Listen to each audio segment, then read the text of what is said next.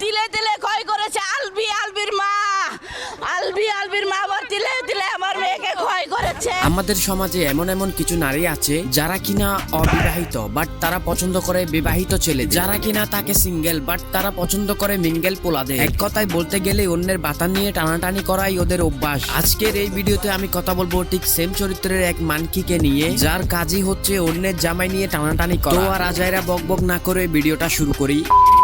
প্রথমেই বলি, এই মান্টের পোলাকে কি আপনারা সবাই চিনেন? আই হোপ কি চিনেই থাকবেন, কারণ এটা হচ্ছে আমাদের বাংলাদেশের একমাত্র কুখ্যাত বিখ্যাত অভিনেতা, যার রূপের গরম না থাকলে কিন্তু দনের গরম ঠিকই আছে। যার বউ মারা যাওয়ার পরেও সে লাইভে এসে তার বউয়ের সম্পর্কে অভিযোগ করে মানুষের কাছে। সে বয়ে দেশে আসতে পারতেছে না ঠিকই, কিন্তু লাইভে আসতে পারছে। তার নিজের বউ ভালো লাগে না, বাট পরকিয়া করতে ভালোই লাগে। 14 বছর সংসার করার পরে আজ এসে বলে তার বউয়ের প্রতি কোনো ফিলিংসই নাই। আলভি এটা স্বীকার করছে ইকরার কাছে যে আমি তোমার প্রতি আমার ফিলিংস নাই, আমার সাথে তিথির রিলেশন আছে এন্ড আমি তোমার সাথে আছি শুধুমাত্র রিজিকের জন্য। ওদের বাচ্চার নাম একটা বাচ্চার দোহাই দিয়ে আর কত, 1 বছর 2 বছর সর্বোচ্চ 3 থেকে 4 বছর। বাট মানুষের একটা ধৈর্যের সীমা থাকে, যখন সেই ধৈর্যের সীমা অতিক্রম হয়ে যায় তখন সে আর কোনো কিছুর পরোয়াই করে না, হোক সেটা বাচ্চা কিংবা টাকা পয়সা বা অন্য কিছু। ঠিক সেম কাজটাই করেছে আলবির বউ ইকরা। আই মিন সে সুইসাইড করেছে। রিজিকের জন্য হইলো আমারে বাঁচতে দেন, আমারে দেশে আসতে। এখন ছেলের নাম দিয়ে শাস্তি থেকে বেঁচে যেতে চাচ্ছে। যখন অন্য মেয়ের সাথে পরকীয়ায় লিপ্ত হয়েছিলে তখন কি ছেলের কথা মনে ছিল না? আজ তোমার এই দিন দেখতে হতো না যদি তুমি পরকীয়ায় লিপ্ত না হতো। তুমি যদি তিথির সাথে সম্পর্কে না যেতে, তোমার থেকে বউ হারাতে হতো না, তোমার ছোট্ট ছেলেটা মা হারাও হতো না। ইকরা যখন সুইসাইড করে তখন সে ছিল নেপালে এবং ইকরাকে বলে সে নেপালে গিয়েছে শুটিং এর কাজে। আসলে সে নেপালে গিয়েছে তিথির বার্থডে সেলিব্রেশন করার জন্য। তার বউ সুইসাইড করার পরেই তিথি চলে আসে বাংলাদেশে, কিন্তু সে বাংলাদেশে আসেনি এবং তিথি বাংলাদেশে আসার সাথে সাথেই কিন্তু মিডিয়ার সম্মুখীন হয়।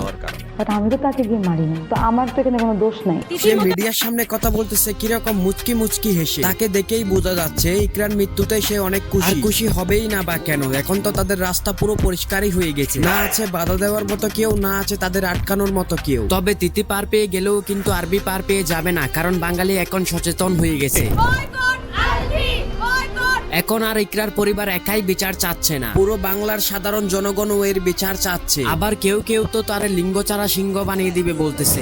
ও যা দিয়ে পরকিয়া করে তা কাইটা দিয়ে জাদুঘরে। বাবা আলবি, এবার তুমি যাবে কই? তুমি তো পড়ে গেছো মাইনকাত চিপায়। আবার কেউ কেউ তো আরবি আর তিথিকে মিডিয়া জগৎ থেকে বয়কট করার জন্য আবেদন করতেছে। আলভি আর তিথিকে সর্বোচ্চ শাস্তি দেওয়া হোক। আলভিকে আর তিথিকে এই মিডিয়া জগৎ থেকে বয়কট করে দেওয়া উচিত। আমিও তার সাথে একমত। আলবি আর তিথিকে মিডিয়া জগৎ থেকে বয়কট করা উচিত, কারণ তাদের কাছ থেকে আমাদের এই সমাজের ছেলে মেয়েরা ভালো কিছু শিখতেই পারবে না, এই ধরনের নোংরা কাজকর্মগুলাই শিখবে। শেষমেশ আমার একটাই কথা, মৃত্যু সবকিছুর সমাধান না।